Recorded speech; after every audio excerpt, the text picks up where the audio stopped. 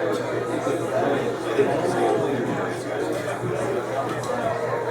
right. Hi, everyone. Hi. Thank you for your patience. I really appreciate it. And welcome. My name is Samantha Castro, and I am the host of the Power Up podcast. If you guys check on your table, you'll have a QR code to that. There's a couple people in the audience that have been interviewed on the podcast. Devon, hi. Darren, hello. So thank you so much for coming. I'm also the ambassador for the Citizen Service and its campaign for a citizen-driven, solution-focused democracy. And that's what we're all here for, right? Yes. So, before we start our program, I'd like to take a quick moment at this time and at this launch to remember Dr. C. Roy Epps, who was an icon of citizen service. He worked with Harry as a founding board member of the Citizens Campaign. He was a tireless advocate of fair housing, a champion of youth, and a citizen leader in his hometown of New Brunswick. So on behalf of me, on behalf of everyone here, thank you so much, Roy, and we hope to continue your legacy. Yeah.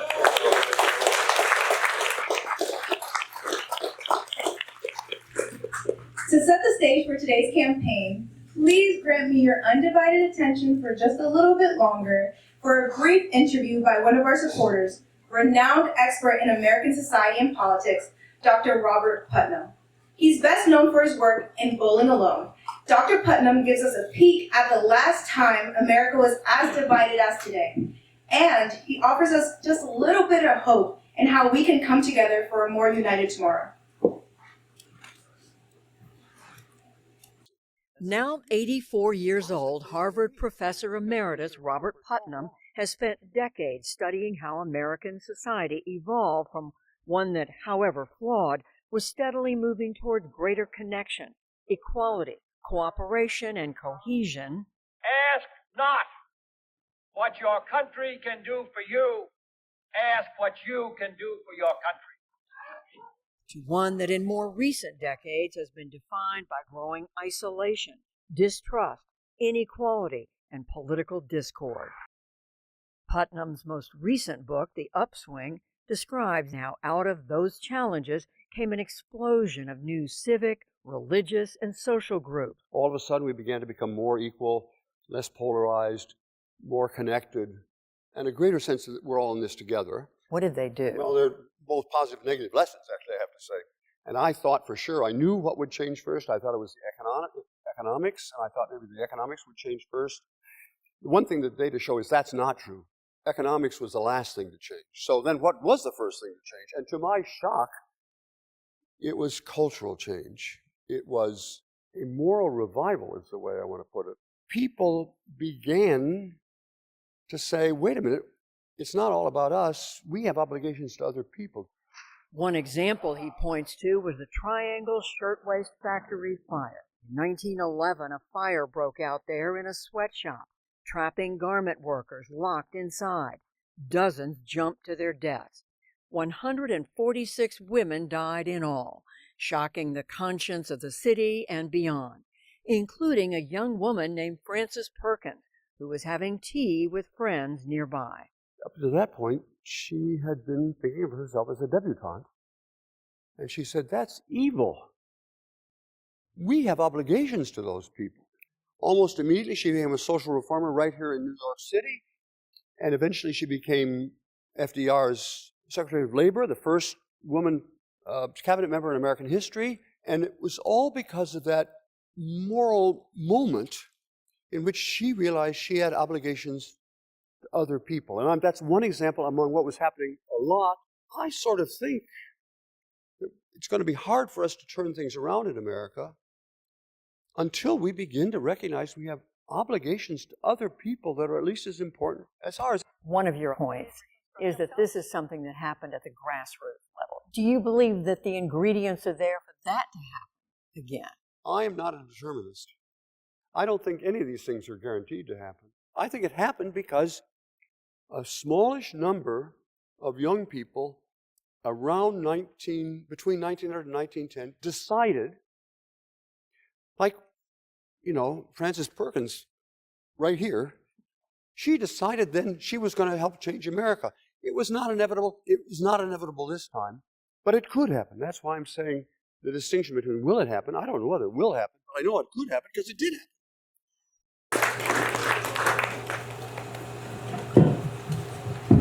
I always forget that I should talk like this because it's so captivating. When you started doing that, I really got locked in. So Dr. Putnam encourages us to come together through empathy and mutual respect so we can begin to solve the economic and social inequities that threaten our democracy. The Citizen Service aims to answer this challenge.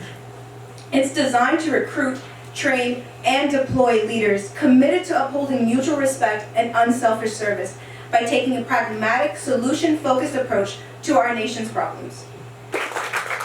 And now, I am very proud to introduce the Citizen Service's inaugural president. Hello, everyone. I'm John Sylvanus Wilson. As a board member and now as the first president of the Citizen Service, I'm honored to join Harry and a very talented team of leaders in a quest to get our fellow Americans off the sidelines and into the vital work of saving and healing our democracy. At this critical time in America, we simply cannot afford to be bystanders. As we look to enhance our democracy in our communities, there's simply no such thing as neutrality. This campaign for a citizen-driven, solution-focused America will provide the tools and training to shape a critical mass of servant leaders who will affirm and champion the American values that so many of us share. Together, we will advance no-blame, pragmatic, evidence-based problem solving in order to meet our biggest challenges. And I want you to be encouraged because we begin with a very, very solid foundation. Already, more than 10,000 people have received our training. Already, more than 60 colleges are engaged to make our curriculum easily accessible in all their communities, on campus and off campus. In short, I believe we are poised for national impact. We will shape the principled, compassionate, and pragmatic leaders we need to counter extremism, hate, and disinformation. And all of this is in an effort to meet the full promise of America.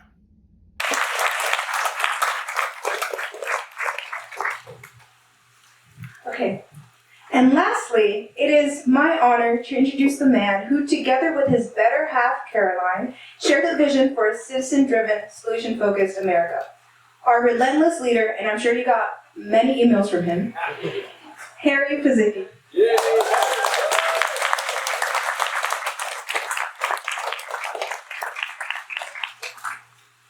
Thank you very much, Sam.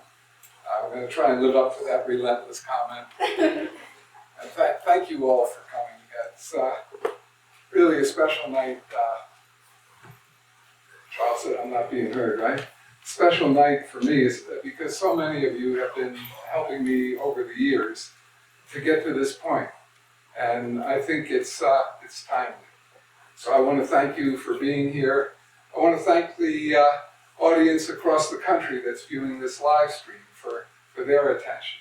And I want to give special thanks to the team that you just met. They're tireless and they're working against immense odds, and you just have to be honored by their mission spirit. And I'm very lucky to have the ability to work with them. And I want to thank Bart. He's been there right from the beginning, pushing me along, taking the plays, making the score. So I think we got a good chance at moving this across the country with Bart's promotions. And although John Sylvanus Wilson's in Maryland, you saw the tape, I want to just publicly thank John to step up and volunteer to take on the presidency of the Citizen Service is really significant. All of these people, together with Dr. C. Roy Epps, who is kind of a co-founder of this campaign and my dear friend, they put the skin in the game already. And that's a challenge to all of us.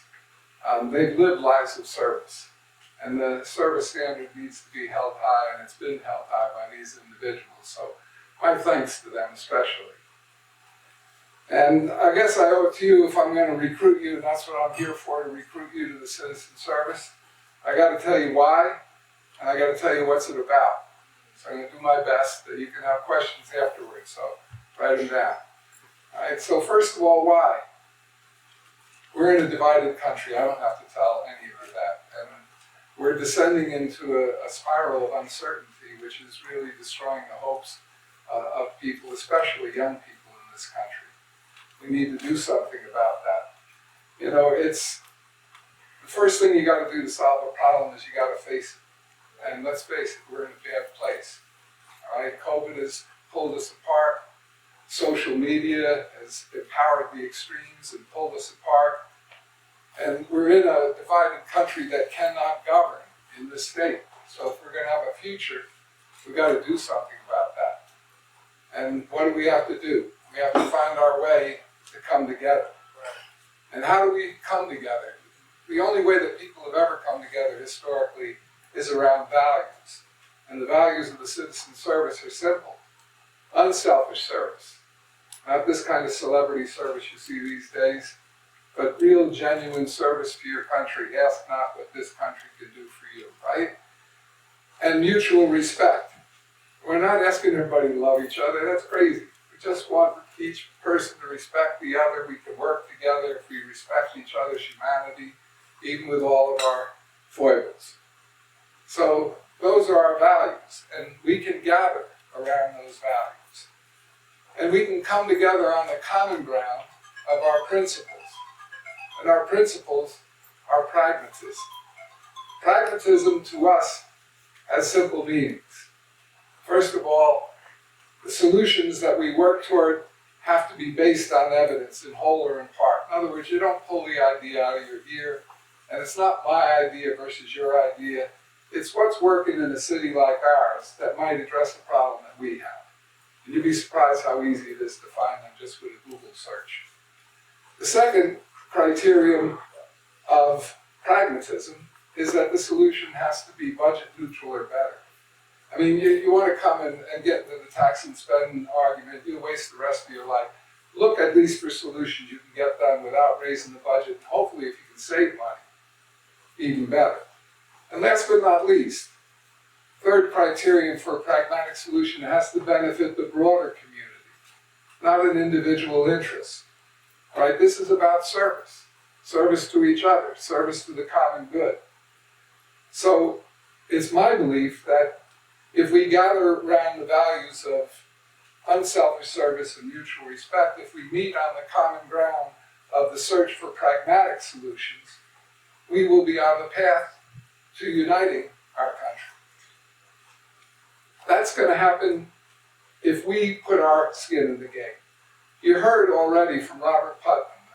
It's nice to have a guy like him supporting the citizen service. But he made the point that the change from the inequities of the golden age, the 1890s, 1910s, that rough period, all of the problems that existed then started to go away. Not because there were constitutional amendments or legislative changes or big institutional changes, things of that sort. They went away because of culture change. And culture change begins at the bottom, where we are, where all of us live. And we're the ones who can make culture change happen. It's not going to happen by a discussion. We're going to have to practice the values of unselfish service and mutual respect. We're going to have to promote and practice a solution focus on pragmatic solutions. And we're going to have to get others to do it around the country. But I believe from the bottom of my heart that this is a time of moral clarity. My friend Darren Freedom Green said this is the Red Sea moment. That's right. You know?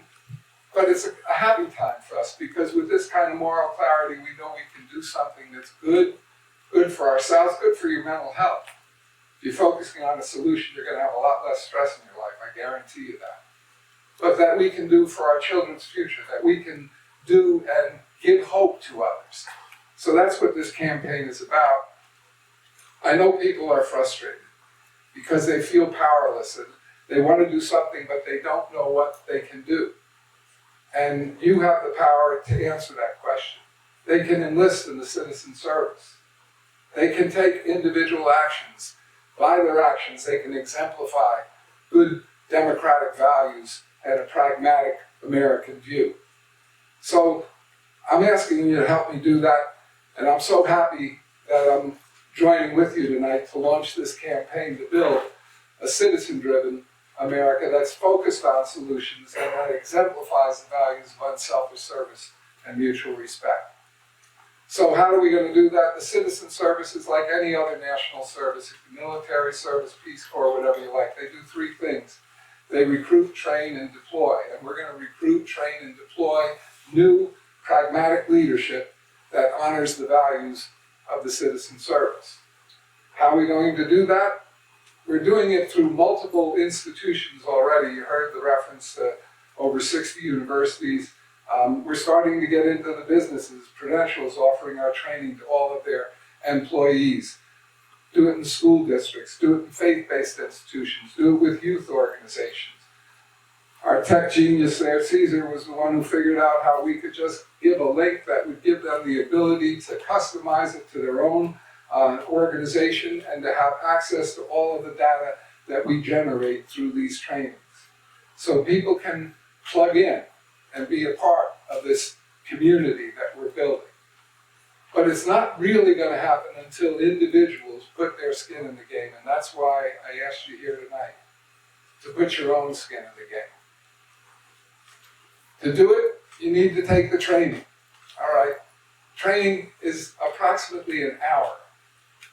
You can do it in 5-minute video segments on your smartphone, when you're on the bus going to work, whatever. So it's not something that's beyond our reach. You have the ability to do that.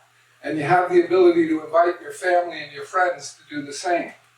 And to ask them not just to join the citizen service, but to be part of a community of common values, of service to each other, where we respect each other, and where we're taking a course towards solutions that is at least doable. I'll tell you, people that took the training, you heard already a reference to the fact that we've trained thousands already. They've already passed over 300 laws because they've learned where the power levers are locally. You may see that there's not a lot of power you have over your national level government, but you have a lot at the local level, and believe me, there's a lot more happening in your lives from local government even than national government. And then finally, once trained, we're going to deploy people in 5 different leadership roles that our experts and our wonderful team will help facilitate. And I'm not going to go into the details of them now, except to tell you that while some of them will take serious commitments of time, to make sure that everyone can be a part of this campaign, some of the roles really mean no time. Living within your normal lives, advocating to your friends and family members when they start fighting over a public issue, that why don't we focus on a solution? And then using your own training to help them look at how you attack a problem instead of attacking people. All right, so I think we've got the opportunity right now, and I beg you, enlist tonight. Start making a list tonight of the people that you know who have that kind of value. A good friend of mine once said, I'll just wrap up with this and we'll have some questions if you have any. But I was with her recently and she said to me, you know, what makes me nervous is we seem to be devolving into a world of the we and the me. And she said, and the me is the people that say, I don't need to do anything, it's not happening to me. All right? That's the end of democracy. We have to see ourselves as a we. We have to have the ability to bring others together with us in this communal effort to heal our democracy. So I thank you for your attention. I'd be happy to answer any questions that I have answers for. All right?